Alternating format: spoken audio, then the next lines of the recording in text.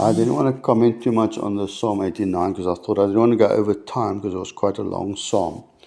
But it's interesting that God would get people to write these psalms, and almost it's like a prediction of the future, but it's also a promise and a prophecy of God talking to us. And if we would just sit and read through this, we'd see, God is making certain promises.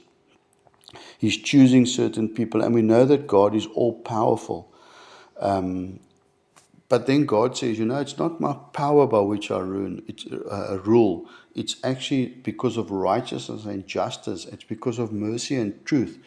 That's why we can depend on and we can trust God, because He's not just all powerful, but He's also merciful. And you can see here He makes promises and says, if your sons will obey me, they'll be on the throne.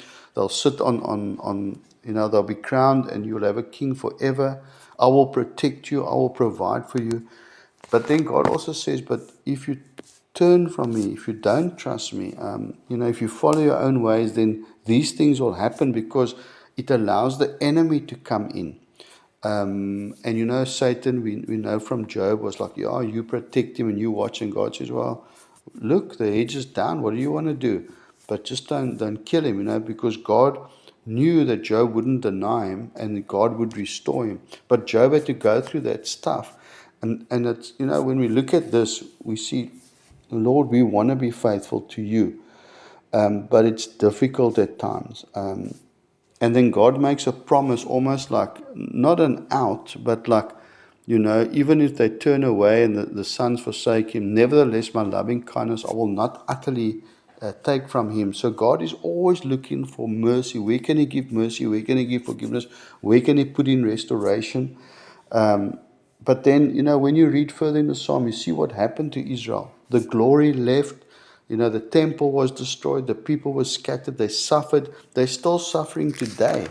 But at the end of the day, they're going to cry out to the Lord, and God is merciful.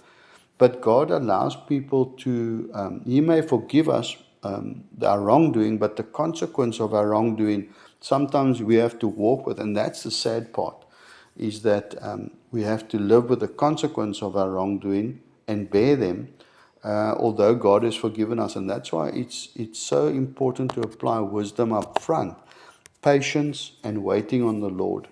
But God will be blessed forevermore, and He is worthy to be praised because He is God, and we are His creation, and He's given us life, and we appreciate that life, and we thank Him for that life. The privilege of being living, of being a living being, is just awesome. And then experiencing this life, this is a reality, and we're going to discover so much more when we see the Lord. There's another verse in here. Verse 5, it says, and the heavens will praise your wonders, O Lord, your faithfulness also in the assembly of the saints.